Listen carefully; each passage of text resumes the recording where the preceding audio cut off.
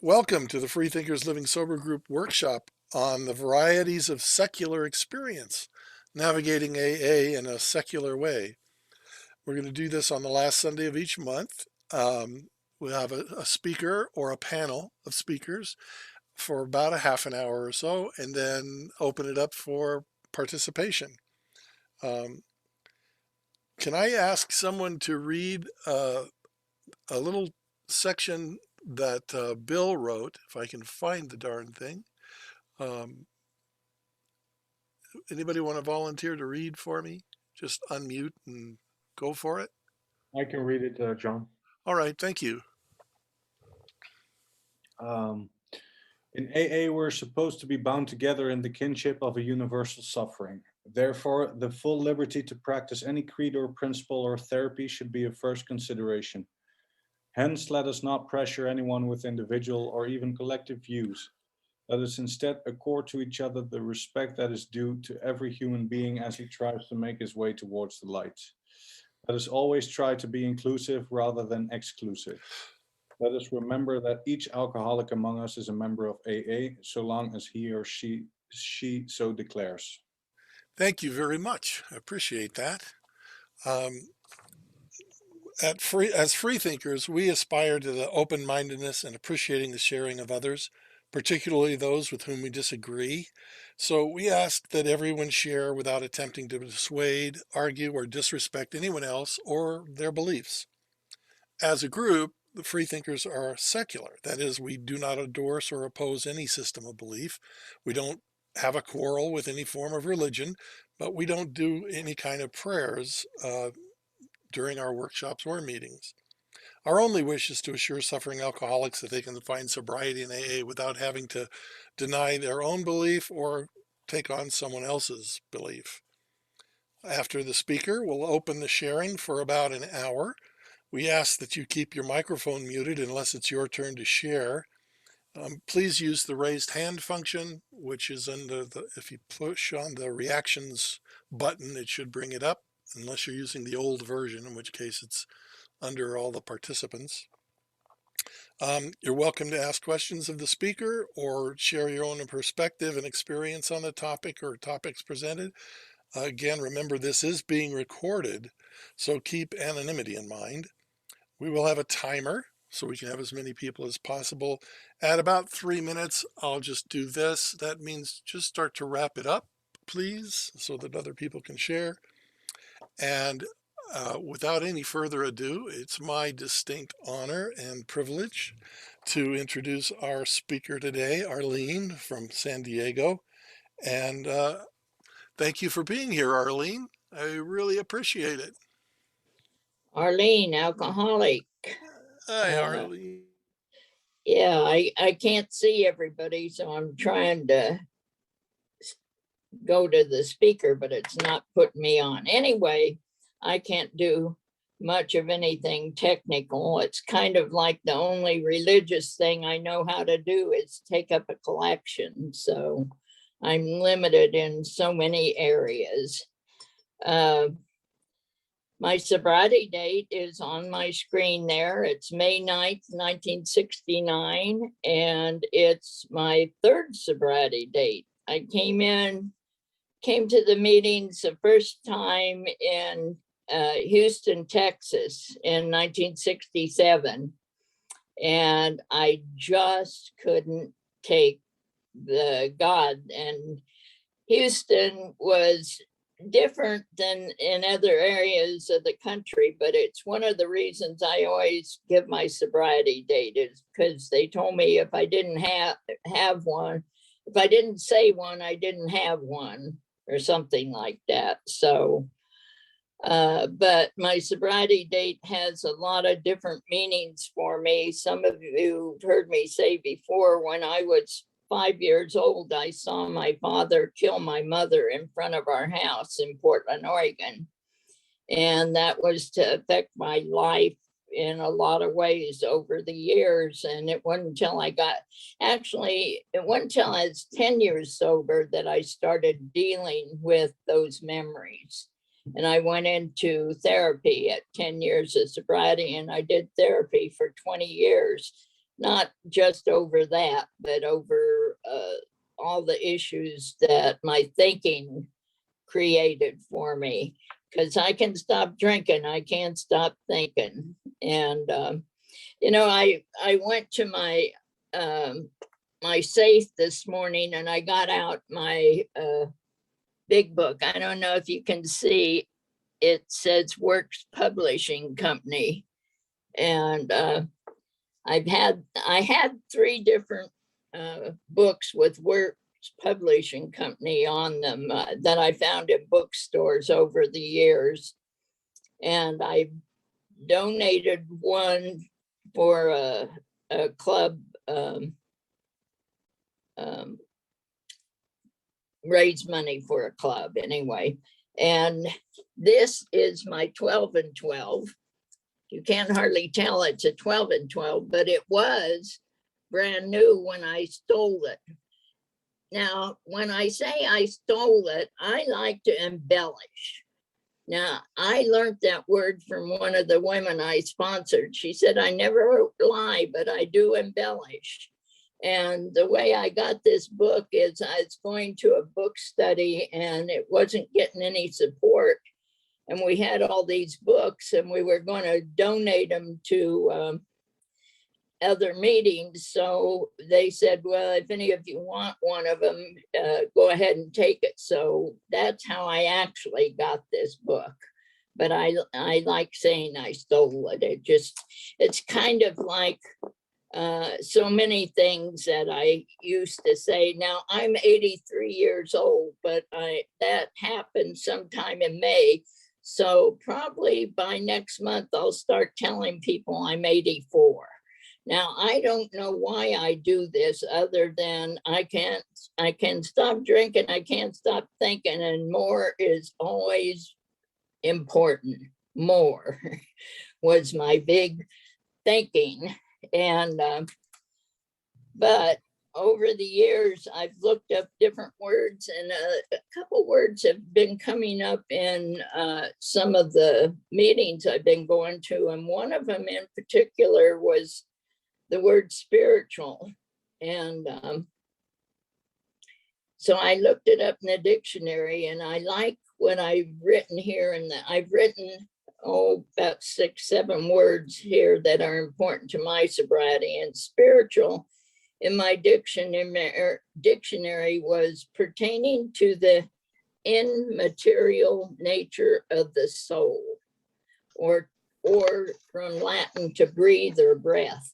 And I like that. That makes sense to me, because for me, when I hear people start trying to describe their higher power, it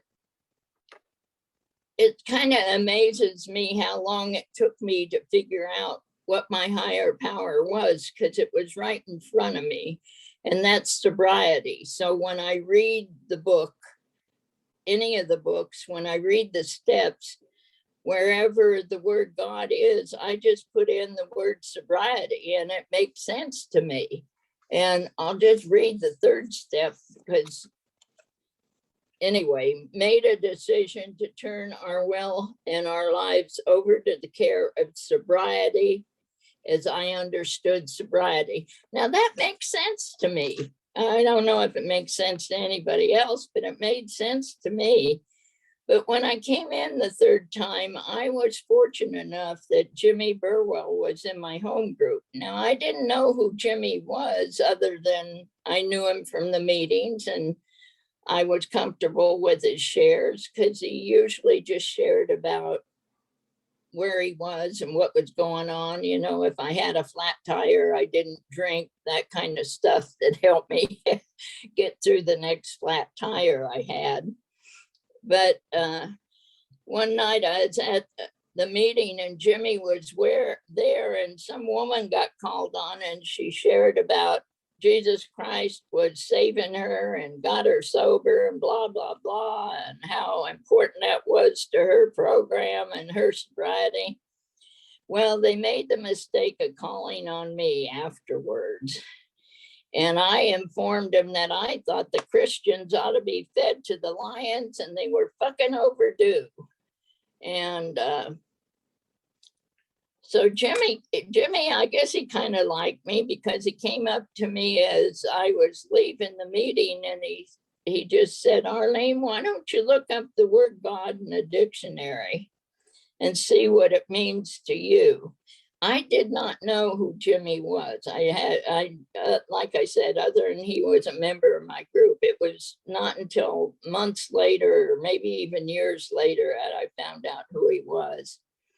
Anyway, I went home and I did look up the word God in the dictionary because I had already looked up every word in the steps. They're not the whole reading, but just the steps themselves, the way they read. And I had them in a tablet. And so I looked up the word God, and my dictionary had 3 descriptions. And one of them was the chief object of my affections. And like I said, I'd gone out and drank twice. And I knew if I was going to stay sober that I needed AA. And it was the chief object of my affections, and it still is. Whenever I do a gratitude list, I always write the word sobriety first, because I know anything else I put on that list is going to go away if I drink, because I've watched too many people lose everything they had behind their drinking. But it also helped me in a lot of other ways. Like when my son died, my son was 44 years old and he passed away in 2005. And the first thing I thought about was the gratitude for having him in my life for 44 years and for having had a relationship with him. And some of you know that I'm gay, and I appreciate the kitty cats in your screens, because I'm gay and I'm allergic to pussy. So I do have other traumas in my life besides my sobriety. My partner and I were together. I met her on her first day of sobriety, by the way, and I moved in with her on her 3rd day of sobriety, and we were together for 38 years. She passed away in 2011, but before she passed away, she was a Navy nurse, and when she retired, she started collecting cats because a neighbor had left a bunch of kittens in their garage, and they came home with her. And before I knew it, she had 18 cats in the house. That's when I figured out I was allergic to pussy. So I had to get an apartment, but I talked to her on the phone every day, or I picked her up and we went out to eat every day for 38 years. And I had the house cleared down and I moved in, and I was with her the last 18 months of her life that she was home on hospice. But again, the first thing I thought about when she passed was how grateful I was to have somebody in my life for 38 years that put up with me. Because in case you haven't heard, I am an asshole. And I have a merit badge proving that I'm an asshole, but it also says that admitting you're an asshole is the first step. But the way I figured out I was an asshole was with the 6th step.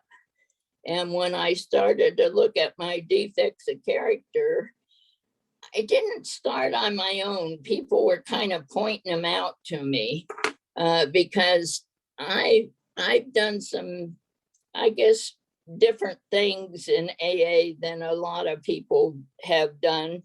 Now, I want to show, I can't find the shirt. I must have given it away or loaned it to somebody, but this is my Christmas shirt that I love to wear to AA meetings.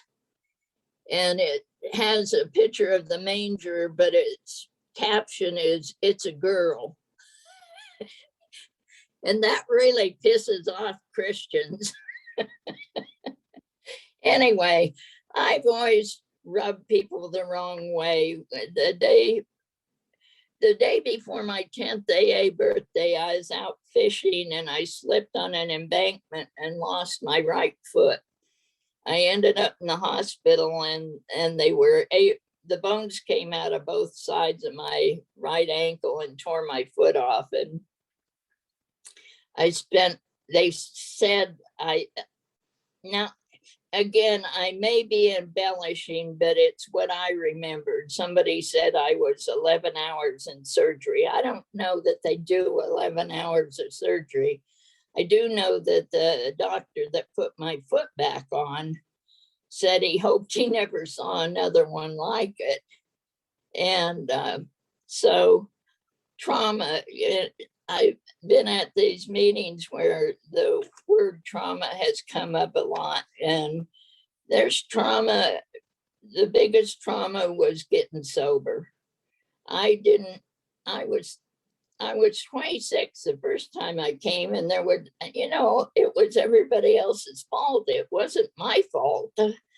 Drinking was not my problem. It was those people in my life that were my problem.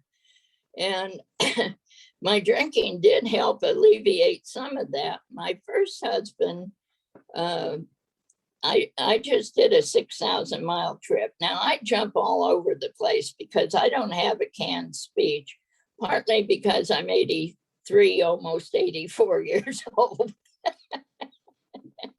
I can't remember a lot of my life, but anyway, part of what my drinking took me to is my first husband got a 16-year-old girl pregnant and was going to go to prison if he didn't marry her. But to raise money for his new wife, he decided he'd sell our 2 kids to my father, who had money. So he called my father and offered to sell the kids to him. My father threatened to have him arrested. So instead of getting my 2 kids back, he disappeared with my 2-year-old and my 5-month-old son. Now, they're 64 and 63 now and live in Worthington, Indiana. And that's where I just did a 6,000-mile trip to take one of my daughters from San Diego. She's 23 years sober. And her and I drove back to Worthington so she could meet them before I died or they died.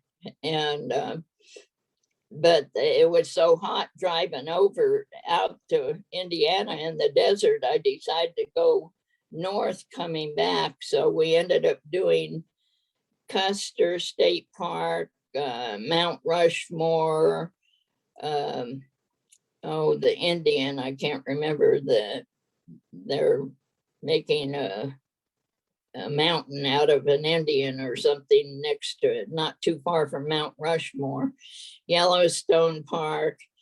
And I went back to my mother's grave in Washington State and my sister, who passed away 3 years ago. And I want to bring up my mother because when I was 22 years sober, I decided to look for my mother's family because I had been dealing with these issues about seeing my dad kill her all these years and seeing her laying in a pool of blood, and I couldn't get the image out of my head. So that's why I did the therapy for 20 years. Anyway, I went to the city library here in San Diego where they had phone books from all over the country. And I knew my mom's family and my dad were from Colville, well, actually Addie, Washington. So I got the phone books from that area, and I knew their last name was Willis, but I didn't know their first name. So I started writing down phone numbers because nobody was putting their address in the phone books anymore at that time. And I got home and I had this little slip of paper with, I don't remember how many names were on it, but I remember the last one on the little slip of paper I barely got it on there. So I figured I better call it before I lost it. And I knew I wasn't going to be able to afford to call all these people. So Anyway, I called this last phone number and a man answered, and I said, I don't know how I'm going to explain this phone call, but my name's Arlene Generette, and I'd taken back my maiden name. And the man said, you wouldn't be my niece, would you? And it was the only person on that list that would have known who I was. Anyway, he put me in touch with his brother, who had, when my mom died, my dad didn't want us. And so he had sent us to our grandfather, my mother's father. And my mother's father owned a dairy ranch in Washington, Addie, Washington. But he was old, so one of his sons had moved in with his wife and 5-year-old son to run the dairy farm. And his wife said she wasn't going to raise somebody else's kids, that either we left or she was going to leave with their son. So we got sent back to my dad, who didn't want us.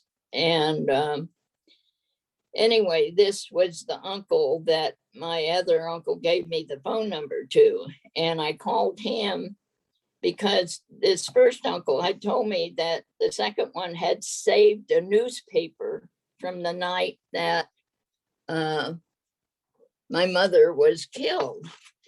And this is just copies of the newspaper. I made copies of it. And anyway, one of the reasons I do that is because sometimes I hear some stories in AA meetings that I don't quite believe. So just to prove there are some things I don't embellish, I've made copies of that newspaper article. But so I called this second uncle and he sent me that newspaper, but I'm talking to him and he said, my wife wants to speak to you. And this is the woman who refused to raise my sister and I. And turns out she was 20 years sober and dying of cancer. And she wanted to make an amends to me and ask my forgiveness. I mean, why I like sharing this is because I hear issues that people haven't found solutions for. And I want you to know I got some solutions, I got some closure. But one of the other things I found out in these phone calls and I didn't know where my mother was buried until I was 22 years sober. And I've gone back to the cemetery 5 times now. But one of the things I found out is that my AA birthday, May 9th was my mother's natal birthday. Who would have known? I mean, issues. You got issues, there are solutions. I love, I got several of the books from, since I've been going to secular meetings for the last year, I got several of the books that were recommended. And for me, I still have to read the steps the way they are for me. And the one I'm working on now that I like sharing is the 10th step. And I've never memorized any of this book or any of the steps myself. My first sponsor told me you can teach a parrot to memorize the steps, but he won't know what he's talking about. And she also told me if I put as much into my sobriety as I did into my drinking, I might make it. Well, I never found an excuse not to drink. So I've never found an excuse not to get to an AA meeting. I've gotten to an AA meeting pretty much every day of my life. And I'll go back to that in a minute, but I want to read the 10th step the way I'm reading it today. Continue to take personal inventory, and when we were right, promptly admitted it. Hell, I would admit I was wrong when I wasn't wrong. I can admit I'm wrong. That's easy. If they would have wrote it, admit we were right when they promptly admit it, I would have really struggled with that step. And I do struggle with it. And my first sponsor also told me the hardest thing I'd have to do in my sobriety was take credit for what I did right. And she was right, because I'm still struggle with taking credit for when I do something right. Now, I know I've jumped all over the place and I haven't talked a lot about my sobriety, so I want you to be sure I am an alcoholic. I drank every day. I had 9 children trying to prove I wasn't gay. By the time I was 27, it didn't work. I still ended up gay. And this woman I was with for 38 years, I did cheat on her. Well, I didn't cheat on her because I'll embellish it with the way she said it. She said, Arlene, you're a Gemini. One woman will never be enough for you. So if there are any Geminis in the meeting, you can use my quote if you want to. And when I was drinking, I used to go to the bar and what was it? I'd tell men I picked up, because I was picking up men mostly back then when I was drinking, was it's not cheating, it's charity if you go to bed with me. And that works real well with my age too. It's not cheating, it's charity. I did go through a period of 2 years of doing booty calls with some different women, not in AA, fortunately. Although I will tell you that when I was new, I thought service work was sleeping with newcomers. So it kept me sober for 4 years, and it kept a lot of women sober for 4 years. You can't drink if you keep their mouth full. Anyway, after.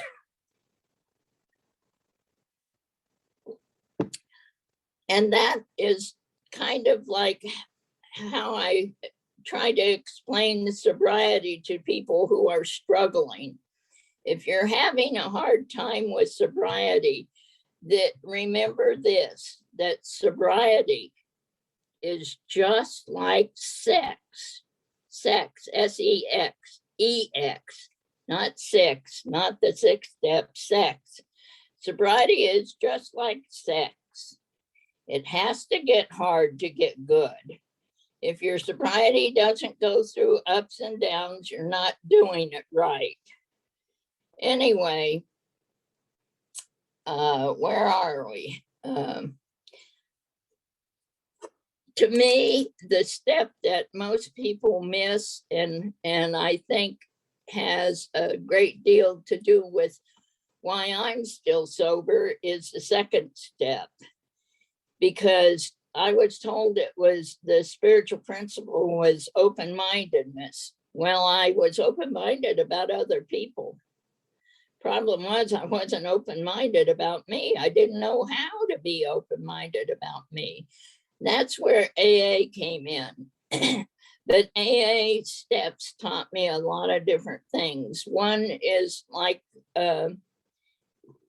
and I go back and forth between 2 and 4, because when I was told to write a list of people I had resentments for, the first time I did it, I did their inventory. I wrote the list and then I did their inventory. I don't know if anybody else did that, but I did. Anyway, what I found after probably somewhere around 15 years of sobriety, that I found out that resentment in the dictionary means anger relived. And what I found in putting this all together for me in my head was that I wasn't angry at those people I listed for their behavior. I was angry at me for my behavior. I kept doing the same thing, expecting different results with the same people. And But that took me back to step 2 and why it's so important to me is that I couldn't find the word open-minded in my dictionary, but I was at a speaker meeting one night and the guy was telling us that he had a problem with open-mindedness too. And he finally came to the conclusion that open-mindedness is like an egg. And he asked us, he said, have you ever broken an egg? Well, sure. Then he said, how many of you ever put it back together again? That made sense. I like visuals. What it did for me, it got me to think that all the things that I was angry for at myself or other people for doing was never going to be any different. It couldn't be put back together to any other truth. My father killing my mother, my drinking and losing my kids, my drinking and going to work in a house of ill repute in Natchez, Mississippi, which you can look up on the internet. Nellie's of Natchez, Mississippi was my house of ill repute I worked in. I thought I was going to cure myself of being gay by being queer or by being a whore, but it didn't work either. I'm still a queer whore. Anyway, well, actually, I'm a queer asshole. And I'm going to start a meeting for assholes because that stands for alcoholics sharing sober, helpful, odd life experiences. If my sharing isn't odd enough for you, I'm sure there's another speaker somewhere that can share something just as odd as I am, or maybe even a little odder, because I like hearing speakers. Anyway, I'm going to go back to step 2, because for me, open-mindedness about myself really saved me, because when I finally wrote about it, somehow I came up with the word forgiveness. And forgiveness in my dictionary meant no longer require a penalty be paid. And the penalty I was paying for not forgiving myself for what I did drunk or somebody else did in my life as a child or as an adult, for not forgiving, the penalty I paid was I drank again, because I could stop the drinking, I couldn't stop the thinking, and the thinking kept taking me back out. And so I write every day, because if I don't get in touch with what the truth is, I've got a grandson that's an alcoholic. He had 2.5 years sober, and he's back in prison, in jail, probably going to prison this time because of his behavior. And when different things happened in his life, okay, one of the things that happened in his life that he couldn't deal with, he was molested from the time he was 9 months old. I know it because of a phone call from my daughter when she came home and what she found on him when he was 9 months old. And she didn't leave the guy because he supported her drinking and drugging. And so he was molested for nine years. But one of the healing things of sobriety for me is, it's kind of like when I'm in a meeting and I share I'm an agnostic, then people start taking my inventory. Well, I got to tell you, what happened for me is a guy showed up at a meeting with an ankle bracelet, and he was on our local news here in San Diego. And he was a violent sex offender. And he was sent to the AA meetings in another area and they wouldn't let him come because some of the women brought their children. So he ended up at the Gay Alano Club, and he ended up asking me to sponsor him. Now, my two grandsons were molested for years, and I knew it. The guy finally went to prison. But this man was an alcoholic, and I sponsored him. I took him on and I worked with him. And he decided after being out, he still had the ankle bracelet on because he was so violent. He decided his medications weren't working, and he asked his lawyer to put him back into prison. He went back into prison, and I can't remember the name, it's here in California. But because of what he learned by talking about the steps and talking about his drinking and his alcoholism, he started 3 AA meetings in that prison, because a lot of the men behind their abuse and their actions were drunk when they did them. I'm going to read a couple other words that are in the beginning of this book for me, because they have so much to do with my staying sober one day at a time. The word principles. We talk about the how: honesty, open-minded, and willingness is principles. General truth or law, basic to other truths, or a beginning.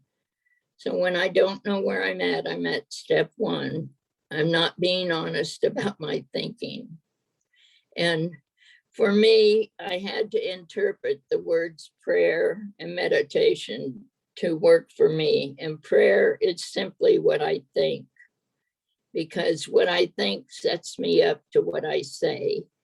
And what I think and say sets me up to my actions. Meditation for me is what I see and what I hear. And I've tried meditating, but I just can't quiet my mind. The only way my mind is ever quiet is when I read. So for me, meditation is reading.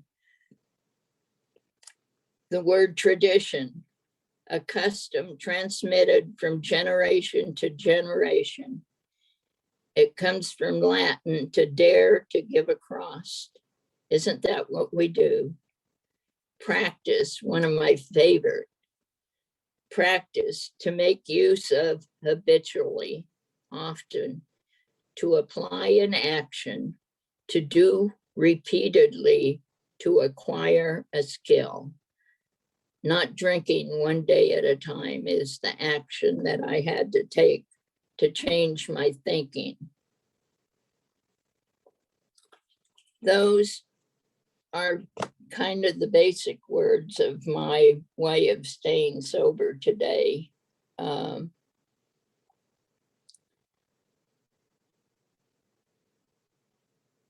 I learned to forgive myself because of the second step. And when I learned to forgive myself, I learned to forgive others. Now, in my sobriety, a lot of things have happened. When my partner died 11 years ago, one of my daughters was named trustee because of my injuries. I remodeled mobile homes for years until I lost my foot. And I couldn't do that kind of work anymore. So I tried other things. I cleaned houses. I delivered newspapers. I tried other things to support myself and my kids. But my psychiatrist that I was seeing finally talked me into going on disability, because every time I succeeded at anything really big, I became suicidal. And I had attempted suicide. Now, it might be embellishing because, but the way I remember it was 14 times during my sobriety.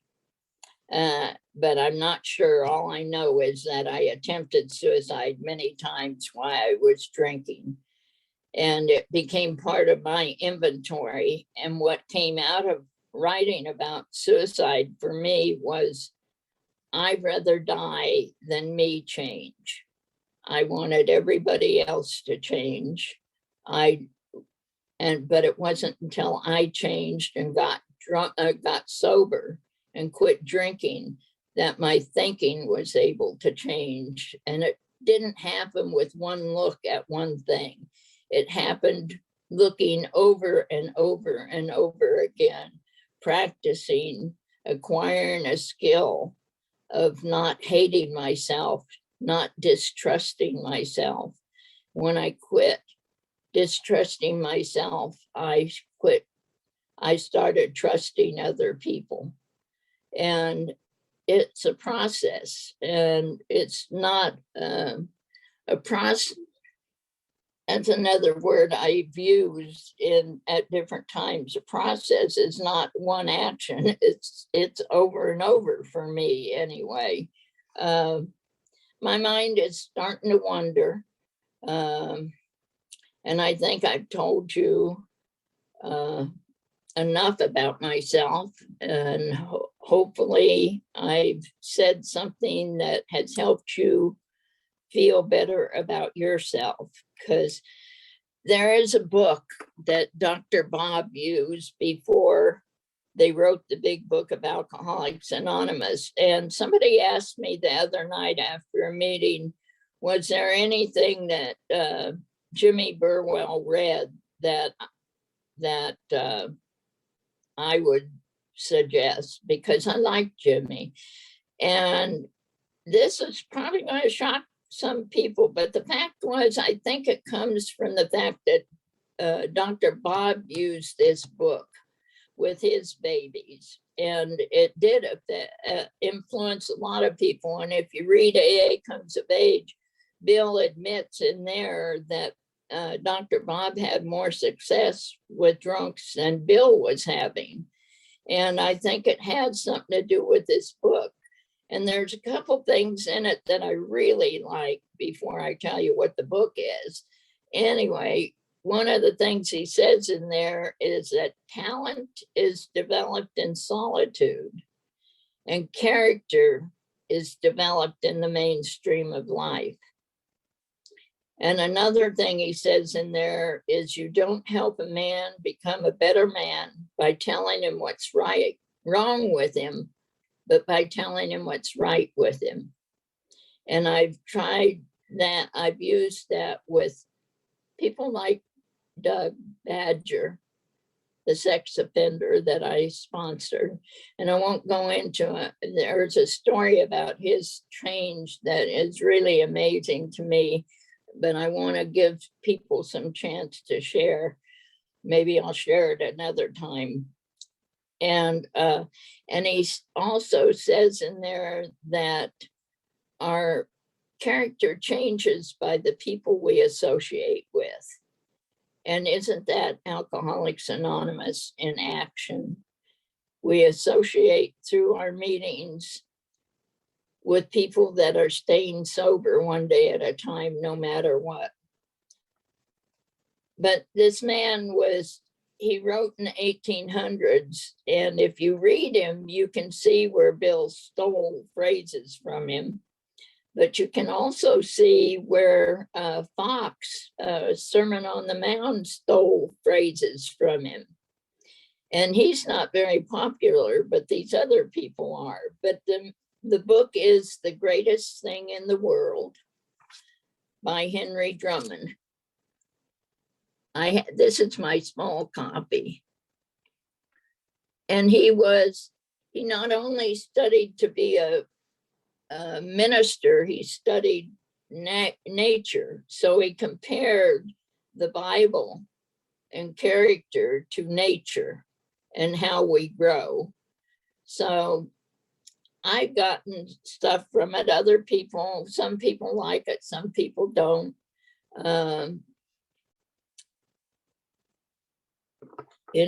I'm just one asshole among us all.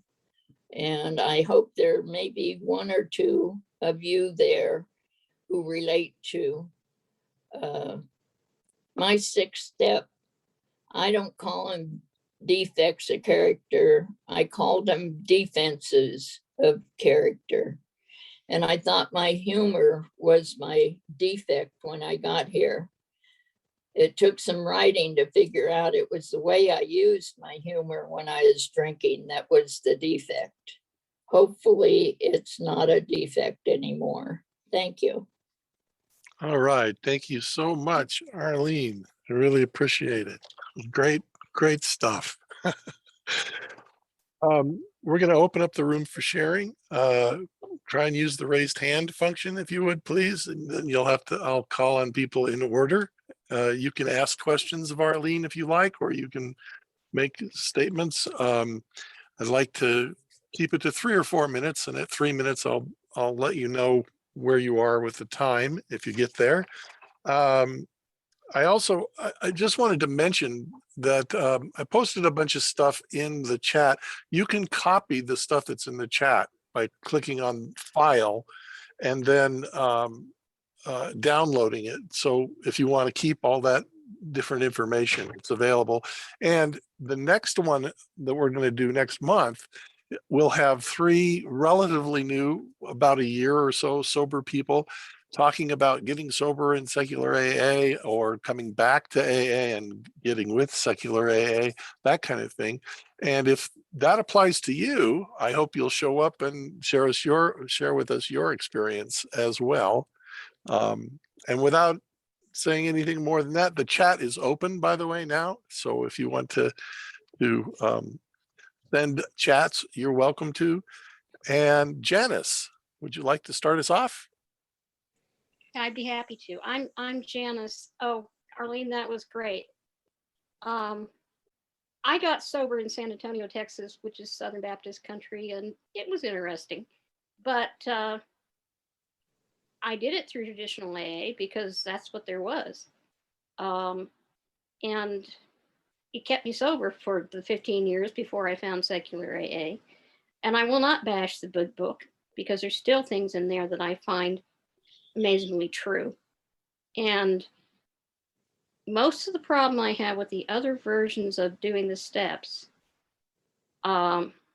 is that part of what helped me get sober was reading those first 3 chapters and finding myself. And they're very important. And the feelings in those chapters, some of the desperation comes through. You don't get this when you're writing a practical guide to the 12 steps or something like that. They work. I like those books, but the big book will still, I think, always be the one that I, take what I need and I leave the rest.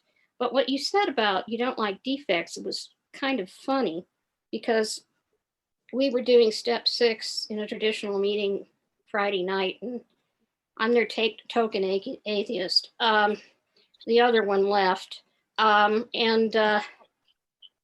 said, I don't like defects of character. I call them character traits or what I used as defense until I got, until it stopped working. Drinking started out as being this way I can go to parties and talk to people without freezing up. And that worked until it stopped working. Anger, fear, the things that are the worst of what I have, those helped for a while. So I thought that was interesting that you said that at the end. So that's all I've got. There's lots of people here, but really great. Thank you.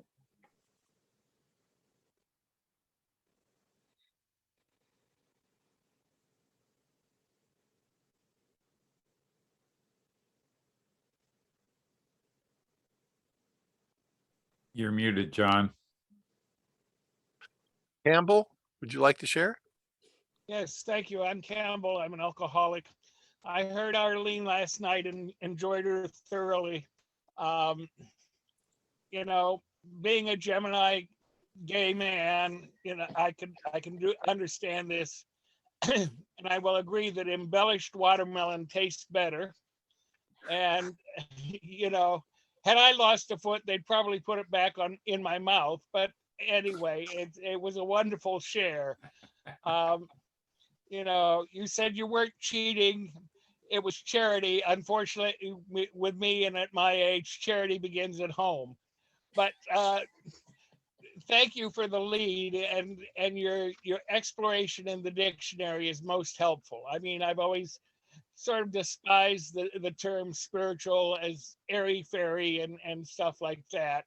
But the immaterial nature of the soul.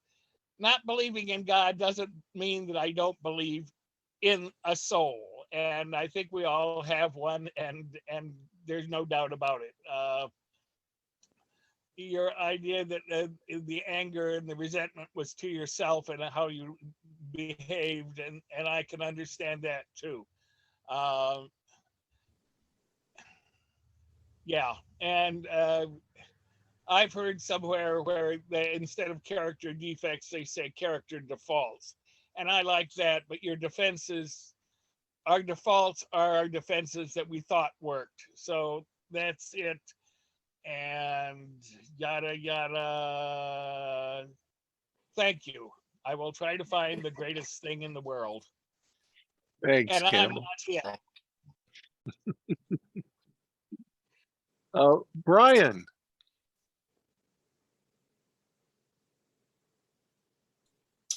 Hello, John. Hey, Thank Brian. you and Joe for taking care of the front of house duties, and for everybody else for making speaking possible. As I was saying to Joe at the start of the meeting Friday evening, I tried a face-to-face meeting and about 3 meetings online, all of which didn't come to pass. So events like that made me just that little bit more grateful, which is always helpful. Arlene, that was a phenomenal share. It really was. My name is Brian, and I'm a grateful and blessed alcoholic addict. I'm also an empath and bipolar. So for those of you who know, you should have a fairly good idea of how I got where I am today. And it didn't involve becoming the boss, let's put it that way, much as I'd like to be. We have a slightly different outlook as to what our higher power might be. But one thing we do have in common, based on what you shared, is that our higher power, as we see it, is capable of allowing the impossible to happen on a daily basis, and to allow miracles of a magnitude that is beyond my understanding and always will be to happen daily. And as you say, to endure life on life's terms, no matter what, and keep on going, and then to look back and chuckle about it. And that is phenomenal. And I'll buy that for $1. Thank you very much. All right. Thanks, Brian. Thank you. George M. Hello, hello, hello. My name is George. I'm grateful to be sober today. And it's a real pleasure to listen to Arlene today. I wish I had met Jimmy B myself, even though I think he sold himself out on his story, Vicious Cycle. I think he, in order to get his story published in the big book, I think he had to, kind of soften his, rhetoric on the higher power or God or whatever. But I am grateful that he did come up with the phrase higher power. I've been an atheist for a long time, and I've been sober a long time. I like being sober, and when I first came into AA, I thought, well, they were telling us, oh, you can believe whatever you want, you can believe whatever you want. But I found that not to be true. I'm from outside the Philadelphia area. I don't think it's a really religious hotbed, but it's really kind of pushed, and it's also pushed a lot in the literature, right? It's really kind of disgusting in some ways, because it says, oh, you can believe whatever you want, but then it has God throughout the literature. And I've started several secular meetings in the area. And it was a real delight to find out that there was a large secular presence in the Zoom world. And and it's great to see them thriving and doing well, it's not only the God stuff, but I think it's just the literature, just the language of the literature, just so clunky that it's, I think people really are turned off by it. And I hope one of these days we, upgrade the manual, because, it's just like anything else. I mean, we've learned about diseases and we've upgraded our understanding. There have been new writings about them that have been accepted by so why not the big book too, but it'll probably never happen. And that might be the death knell for AA, maybe, and I hope not. I mean, I think the one thing that Bill Wilson got right was, one alcoholic talking to another. And, that I think is what attracts me to AA and helped me get sober and helps me to stay sober, the camaraderie and the fellowship you find in the rooms. And for me, it was just like, I remember going to my first meeting and I literally wanted to stand up and say, you guys know what you got here? This is great. And I think anyone could get some help from these kind of groups, whether you're an alcoholic or not, being able to share about things that are on your mind and that are pertinent to you. And then if you can, and the bonus is that you can help someone else. And I'm unfortunately I'm almost okay. I'm kind of a pariah in the rooms, because of my stance. But it doesn't stop me from staying sober. And if I can help someone else by my doubts about the belief in God, that's good too. So anyway, thanks for letting me share. Thanks, George. Appreciate it. Kenji. Hi there, everybody. Hi, Arlene. Thank you so much for your share. My name is Kenji. I'm an addict and alcoholic. Hey, Kenji. Here in Northern California. I put my rowdy pussies on the screen for you, Darlene. Knew you'd enjoy them. I think that is the most hilarious line I've ever heard in AA. I heard you share that in a meeting a while back, and it just absolutely floored me. Had me rolling on the floor. Anyway, this has been a great meeting. I also like going to the dictionary to sort out some of these words, and I remember I grew up with no religion whatsoever. My parents were non-practicing Jews by heritage and bloodline, but not by and I don't really know exactly where they were at because we never talked about it. But I had no religious indoctrination, so when I came to AA and found, at the age of 32, I was, I didn't know what to make of all the God stuff in the book. I wasn't necessarily against it. It just didn't kind of register with me. And so sort of on impulse, I was in the public library. I saw, the big unabridged dictionary on the podium, the dictionary stand, and looked up the word God, and there was a lot, like at least 2 columns. And but the master definition that everything else branched off from was the ultimate reality and the whole of the universe in its unity. And I thought, wow, that's cool. I can kind of work with that. And then I thought, well, if I like God, if that's working for me, let me try spiritual. So I looked up spiritual and it said not material. And I thought at first that was a really jive definition to say what it isn't. But over time, I've come to really like that definition. And it really works well for AA because we're not selling anything here.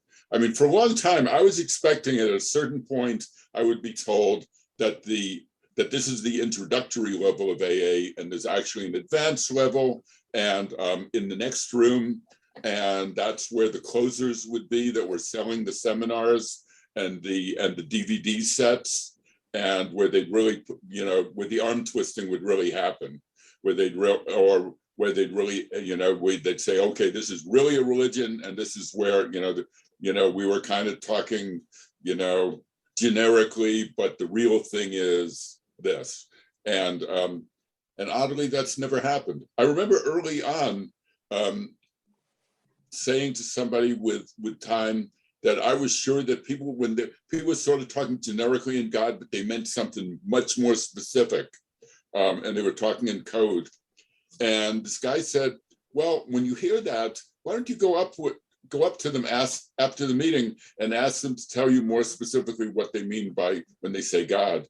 And I started doing that, and almost to a person, they would say, I don't really know. I'm just, it's what, and then I was sure they were talking in code, and that I just didn't have the password or something to get the inside scoop of what was really going on. But over time, I've realized that's not what it was at all. That that it's whatever.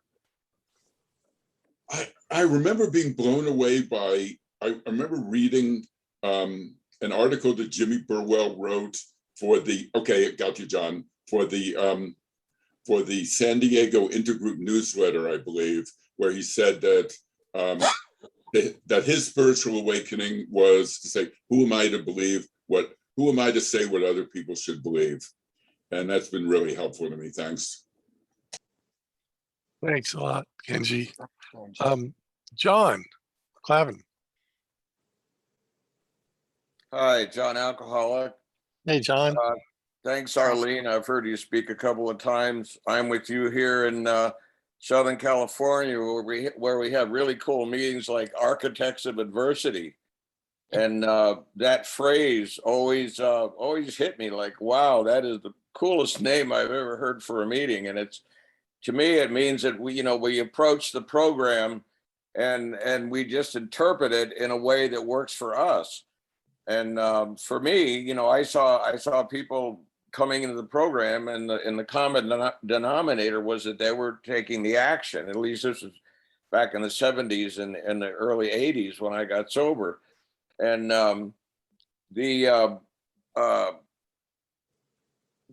so I focused on that. That was my focus, my interpretation of the program, and realizing that the only reason God got added to the program was because people didn't understand the psychology of what was happening.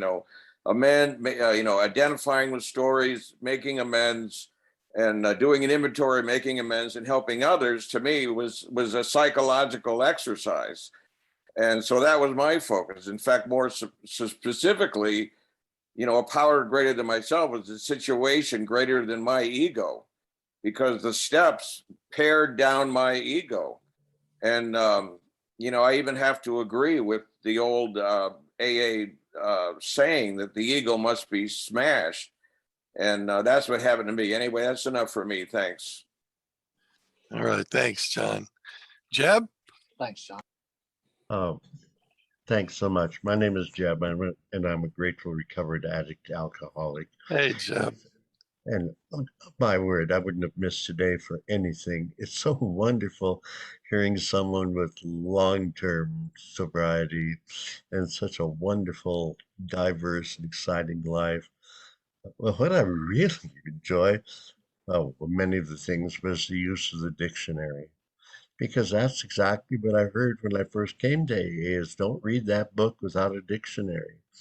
And that really helped me to get over a lot of the linguistic problems that some people seem to have and continue. And I already knew that this thing that the more religious people call God, or Bill said they called God consciousness, was something that mankind had created, and it was something that came out of the creator within us. And so I loved the real first step for me was Bill wrote that he had to concede to his innermost self that he was alcoholic. And that I talked about that all the time, because that's what AA helped me to find, was that presence, that power, that voice, that wisdom within myself. But I needed the process of the steps to get rid of all the things that were blocking me off from that, the filters, the old ideas, the programming as a child, that there was some sort of a sky dog. Greta, shut up. Greta? Okay, that's my new dog. She's a wonderful watchdog. She's here to protect me. But I've just depended upon the dictionary, and I had to very early just look at those steps as saying they admitted they were powerless over alcohol. But then now I know that it wasn't a they, it was Bill. He was writing about how he got up from under. So eventually I came around to I have to concede to my innermost self that I'm powerless over alcohol. And all of the steps for me have been what I do, what I've learned that works. And that's what I try to pass on. And finally, I take seriously what Bill wrote in the 12 steps that I'm supposed to practice, learn to practice these principles, these steps in all of my affairs. And for me, the outline that he provided on pages 60 through 88, but taking out the magical thinking, which was still his worldview and a lot of the worldview at that time, made a very pragmatic and practical way for me to get out from under, stay out from under one day at a time. And even though I'm just a little bit younger than you are, I only have 674 days, one day at a time, because I know how to focus on what I can do today. And I have to say one very personal thing is I just quit my job this morning. I just said, I've been on the fence for 2 years and it just doesn't fit for me. So I feel fulfilled because I'm being kind to myself, compassionate to myself, and I'm off the fence and I feel like a new man. So thanks so much. Thanks, Jeb. Joe C. from Toronto, Canada. Thanks so much for everything, Arlene. And there was so much I enjoyed. I had to go to the dictionary. I was asked to speak about working step 3. Never done that. I don't know how you work step 3. I could philosophize about it or give opinions about it, but I'm a big believer that the AA isn't done by rote, and with a book, without a book, with the steps, without the steps. People do AA different ways. Some people, it's the meeting makers make it. These steps exactly as written. People, lots of them make it too. So I looked up by rote, and the definition was by repetition, by memory, without understanding or thought or meaning, in a mechanical way. And doing something the way someone else did it because he did it, because that's how someone else did it, would be mechanical and without understanding, thought, or meaning. You talked about you can teach a parrot to read the steps. It doesn't mean they understand them. And the dictionary says the same thing about that sort of thing. And about negativity too.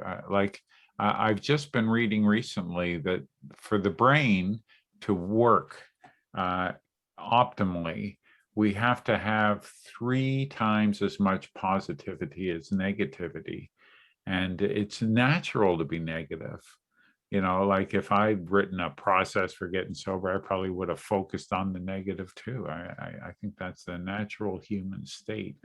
But to work optimally, I need to find a way around it. I know lots of AAs love their gratitude lists, and I roll my eyes at that. Because I don't want to even be manipulated by me. But it's proven to be effective, right? You think positive things and it changes your body and your mind. So anyway, I'm not going to go over a play-by-play. That was obviously fantastic, and I got a lot out of it. Thanks very much, everybody who shared, and especially Arlene. Until next time. Thanks, Joe. Hey, Don. Thanks, John. Thanks, Arlene. Thanks, Joe. Mentioning step 3, because I've been thinking I think a lot about step 3. I worked it a long, long time ago if you can work it. And I agree with Joe. How do you work step 3? Glenn Rader has some suggestions in his book, Modern 12-Step Recovery. But I always found this right from the very first, and I've only come out as an agnostic in the last, maybe 10 years of my sobriety. But the turning your will and your life over the care of God as one understands it makes no sense to me, particularly when you turn around and say, having turned my will over, 2 hours later, I took it right back again. I don't know how I don't know how you give it, and I don't know how you take it back. I've come to interpret step 3 as the responsibility step, or the are you in or out step of AA. Step 1 tells you what the problem is. Step 2 tells us what the solution is. We have to find resources beyond ourselves. At least I think that's the way I interpret it. Find a resource beyond myself to help me find the path in life. And but get to step 3 and making this decision and all that. I think this is the step that really would be, made a decision that I was going to go all in on sobriety. And that's where I see it then maybe not my first year. I was too wet behind the ears, but probably by the time I'd been around for 4 or 5 years, I started to see, are you in or are you out? And I decided I wanted to be all in on the program, and I try to be that. I've been around a lot. I go to a lot of meetings, and I enjoy being with the people in the room, particularly joining the Arizona group and my own home group. I belong to a traditional group. I've got absolutely no problem whatsoever with being around traditional AA and the people in it. I sobered up in traditional AA. I will be forever grateful for the people who took me under their wing, and I won't trash them. I won't dish them. I'm just going to say thank you. And anyway, that's enough rambling for me. I enjoy the program, and thanks everybody for being here this afternoon. Thanks, Don. Thanks, Don. June. Hey, everyone. Yeah, I love that share, Arlene. Thanks, by the way, to everyone doing service and for this meeting. I loved it. It was a great share and great inspiration to hear from someone with such long-term recovery. And I love your sense of humor, by the way, Arlene. You had me at being gay and being allergic to pussy. It was I love that. And yeah, I like what you said about that stuff being defenses of character, because if you use humor moderately and in proportion to stuff, it can be a great asset. But I tend to go overboard with that stuff as well, as kind of overcompensation to, like, right after a vulnerable share, I will throw in a curse word and a joke or two, and then that's like it's a distraction, like a flare to distract people from the fucking vulnerable stuff I just shared. But yeah, I love your sense of humor. I loved what you said as well. Like, sobriety is like sex. If it doesn't get hard, it doesn't get good. I've been single for 3 weeks, so I wouldn't know about sex anymore. So I do know it's kind of hard for me the last couple of days, weeks, but I also realized that bumps in the road are part of early sobriety, well, maybe sobriety in general. And I liked what you said about spirituality as well. To me, it's about finding and being aware of my truth and being authentic to myself. And it's sometimes really hard, to with all the distractions, the noise from people's expectations and society's expectations, and just everyone has an opinion. Sometimes it's hard for me as having codependent behavior as well to see through that stuff and really go for my own intuition, but I'm getting better at that stuff. So yeah, bumps in the road are part of my recovery now, but it's great to hear from someone else that difficulties of admitting when you're right and believing in your own truth and stuff like that is is just a part of being human, I guess. And that's it's inspiring for me to hear from you today, Arlene. And I thank you for sharing, and thank you for having me, everyone. All right. Thanks for being here. Thank you. Arlene, I want to thank you too. I've always enjoyed hearing you share, and it kind of reminds me when I got sober, there were a lot of, I used to be in the God business. So when I came in, I didn't have a whole lot of trouble with God, except I wasn't sure your theology was accurate. And so fortunately, most of the people in the rooms didn't have any theology, so it wasn't a problem. But I know that there were a lot of atheists and agnostics in the rooms when I got sober in Southern California, and nobody seemed to make too many bones about it. I mean, the place I got sober, one of the places, there were probably 100 to 120 people in the room at a noon meeting. And so we had a podium, and they'd get up behind the podium, and one guy would share, and then the next person would get up and share and, explain why that other person was completely wrong. And it's like this instead. And, nowadays everybody seems to be so nice. It's not like that. But I used to go to architects meetings, and I also went to a place called the Nest, where it was also an interesting place to get sober. So I was probably 11 or 12 years sober when I finally ended up going to treatment, because some of us are slower than others. I went to treatment for basically chronic depression, although I didn't know that's what I had. I just thought I was doing something wrong. And, I wasn't working the steps quite hard enough. And it was soon after that I started recognizing that no, I really didn't believe a lot of this stuff that I had learned, that I had preached, and I had taught, and so I really enjoy the secular meetings a lot because they remind me a lot of how the meetings were when I got sober. Believe it or not, it seemed to me like there was a lot more openness back I got sober in 81. And it seemed like there was a lot more openness. And I did frequently end up in gay and lesbian meetings, which is what we called LGBTQ plus back then. And because that was one of the places where I could really be free to be open and honest. And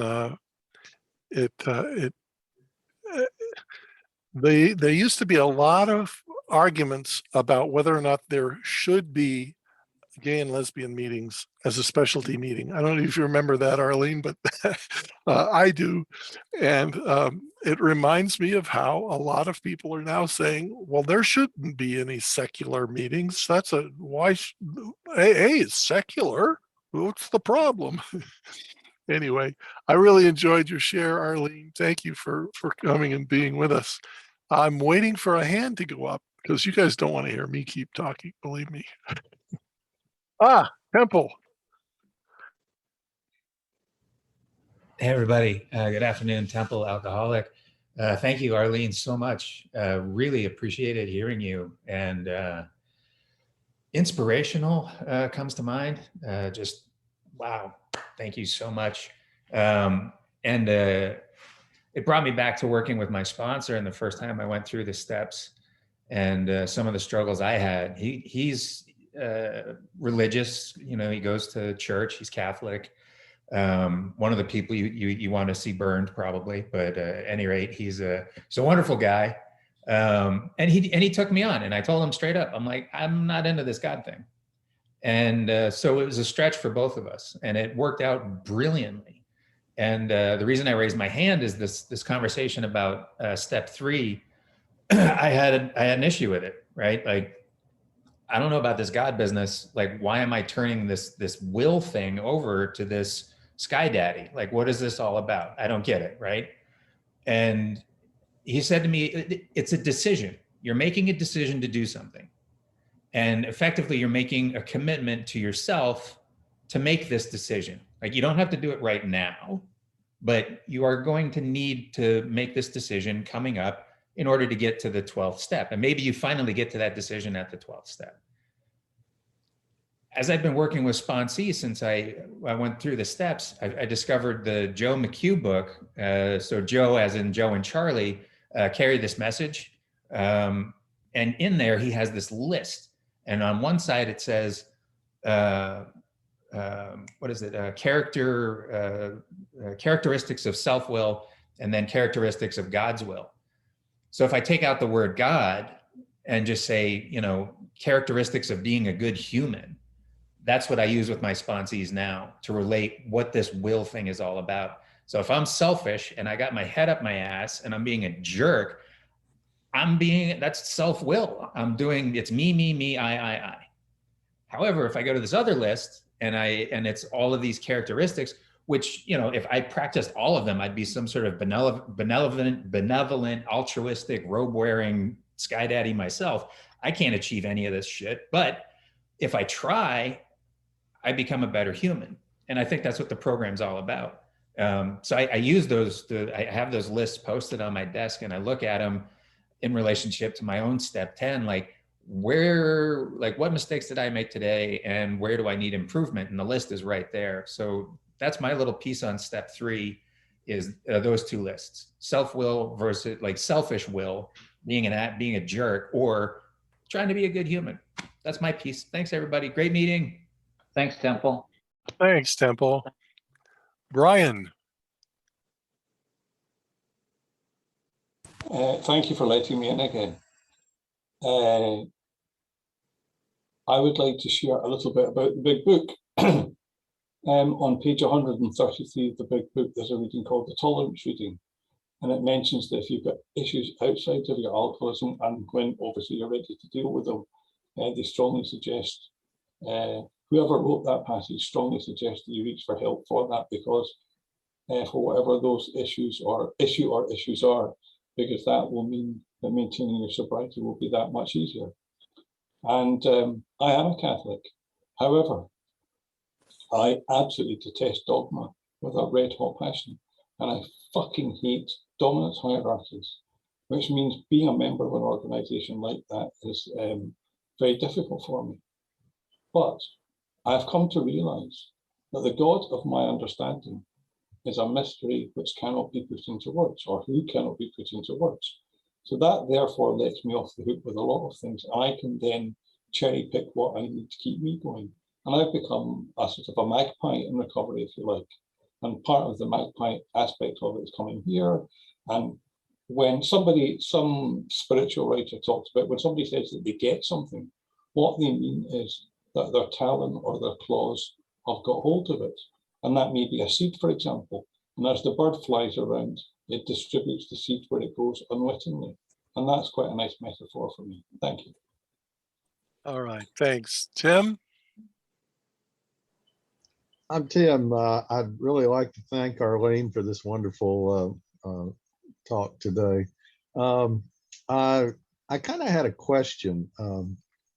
I went to a conference report yesterday, and we have a delegate here in Tennessee that I love the guy, and some days I want to kill him. So it's like one of those things of, he definitely is pretty anti-secular in that he thinks secular is trying to destroy and tear down God. But he's kind of had somewhat of an awakening after the conference that, he would have thought right after the conference that, we were in this big, huge political debate within AA and that it was horrible. But he's kind of come around to recognize that the responsibility statement is about the future of AA. So, that it's not so much an anti-God thing. It's about looking out for where our children will be, 40 years from now when they need AA.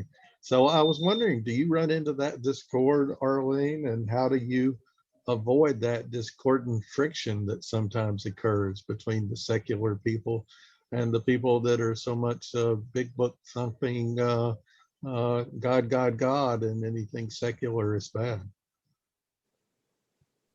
Thanks, Tim. I can tell you real quick that most of them, they do my inventory the first time they hear me. and tell me how the big book is written. Then after they hear me a couple of times, because I don't work the program. I've never worked the program. Working the program came out of hospitals and institutions. We lived the program. We read the book and lived the program until hospitals found out they could make $20,000 out of a big book and started bringing other things into AA. There's where the first time I ever heard work the steps with somebody else came from. But I don't argue with them. But I'm wondering, since I haven't heard any women speak, did I offend all the women with my shares? And I wondered the the same thing, Arlene. And the other thing I wanted to, I thought of a bunch of things I didn't share with you, so I'm going to try to share them real quick. I'm also blind in one eye, and I'm sure my mother told me I would go blind from playing with other people sometime in my life, so that's probably true. And let's face it, Bill wrote this book with 3 years of sobriety, and he still thought he was God. So every time the word God in there, you better replace it with Bill's thinking. And the way I read the 10th step is that having had an awakening of the spirit as a result of these steps, because that's what I've gotten.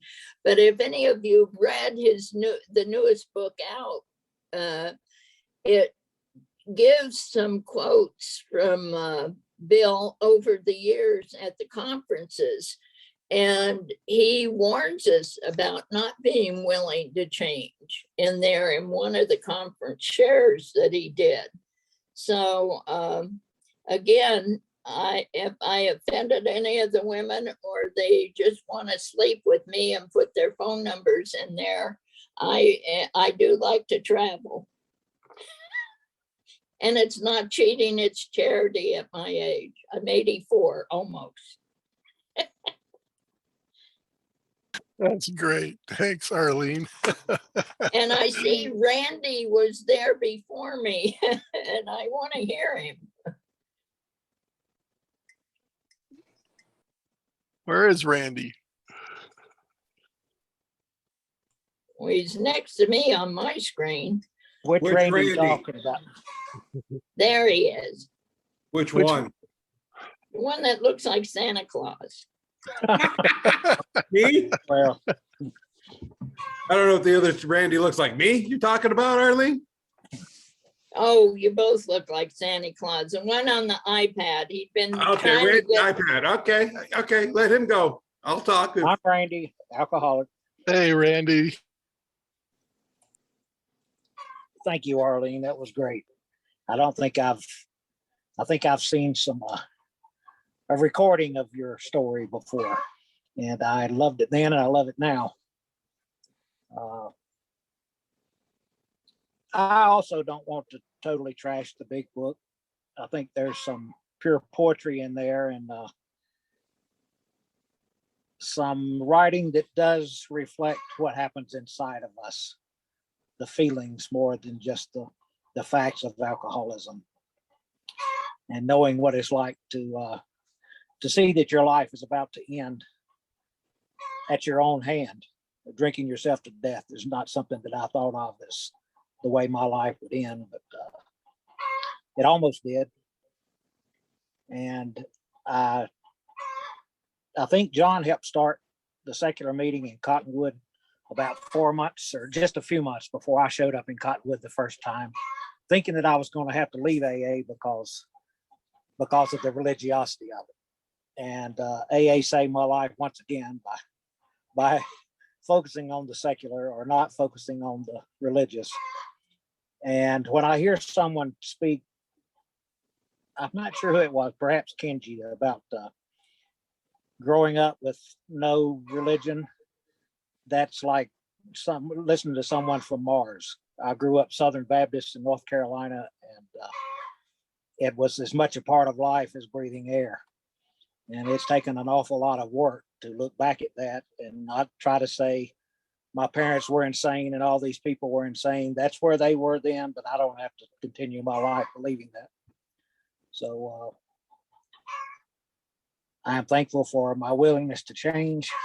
I'm thankful that I finally hurt so bad I was willing to try something different and to get sober. And I don't think I'm sober by the grace of a loving God. I think I'm sober because I drank myself into a corner, and some kind people that got sober before me showed me how, and listened to what was going on inside of me. And nothing I could tell them about me or my thought process was crazy enough to flip them out. In fact, they'd share something that would put me to shame. So I love y'all, you crazy fuckers. Thanks. Thanks, Randy. I wanted to mention before we're getting close to closing up, but we're going to keep going for a little while. So I think that's fine with Joe. Yeah, we keep on The going. only reason So- I'm still here is because I wear the pins. Okay. I wanted to tell everybody that my home group is the Freethinkers Living Sober Group of the Verde Valley, and you're all welcome to come and join us. We have meetings on Monday, Wednesday, Friday at noon Pacific Daylight Time or Mountain Standard Time, and we have a Tuesday 5:30 meeting. I put the information in the chat, but I ask that you not share it on any social media, at least not the passcodes. It keeps down all the bombers. So I think we'll just keep going a little while longer. Randy N. Yeah, well, see, I can see why she thinks I look like Santa Claus if you saw that picture of me, right? Right. Oh, oops. Sorry, I muted myself when I was playing around with the buttons. Boy, I don't know how to play with myself here. Anyway, yeah, and see, I like pussy too. Anyway, I think the thing with the meetings is because my first meeting I ever went to is Riverside, California, and there's our Lord at the end of it, and there wasn't really religious, and there's agnostics there. My home group for the longest time when I first got sober was in Colorado, in Greeley, Colorado. There wasn't a whole lot of religious stuff there. There was agnostics and Christians and whatever going in there, and people would sit there bicker after the meeting and stuff about who's right and wrong about that stuff. And I don't care. I don't have an opinion if someone has a God or not. It's not my business. It's like the bedroom. It's their business. Whatever they do there with their God or with whatever's in the bedroom, that's a personal thing between them and whatever they want to believe in. But when I moved to Ohio in Lakewood, I was going to meetings where they were taking prayer requests, and I felt like I was in church and I couldn't go to the meetings anymore. And then someone started up an agnostic meeting out here. And that's why I think for some people, there was such a big separation with stuff, is because some of the people wedged God in so fiercely into the meetings to where we felt like we needed something different. And I really don't like having discussions one way or the other about this stuff. Because I think I want to accept anyone to come to the meetings, no matter what they believe in a God or not, because the whole idea is that it's time to get sober. Let's talk about how to get sober. And Arlene, let's turn this about you since it's your share.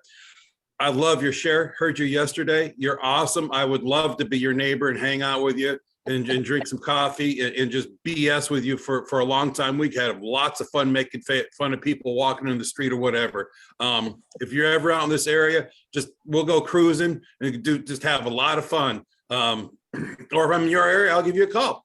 All right, with that, I pass. Thanks, Randy. Shirley, you're up. Thanks. Hi, everyone. I'm glad to be here. Arlene, I'm so glad I caught your share. I have heard you before, and I thought, I gotta go and hear her again. I absolutely, you have not offended me at all. I always get just an amazing amount of stuff out of what you say. Your grasp of the AA program is amazing. You know, and so really for me, I'm in awe of you. And I think I need to get over the awe of people who are doing this. And so I'm gonna send you my phone number in the chat so that we can talk again. So yeah, that's all I've got to say. I just really have enjoyed this meeting so much. And yeah, thank you thank you for everything you shared. I'm a dictionary person too, by the way. So yeah, thanks. Thanks, Shirley. Well, okay, the way we typically end our meeting is if you want to, you can unmute and join us in the responsibility declaration. Who is responsible? I am responsible When anyone, anywhere reaches out for help, I want the hand of AA always to be there. And for that, I am responsible.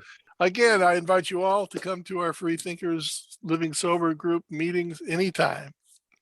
And thank you all for being here. And thank you, Joe and Kenji, for helping out.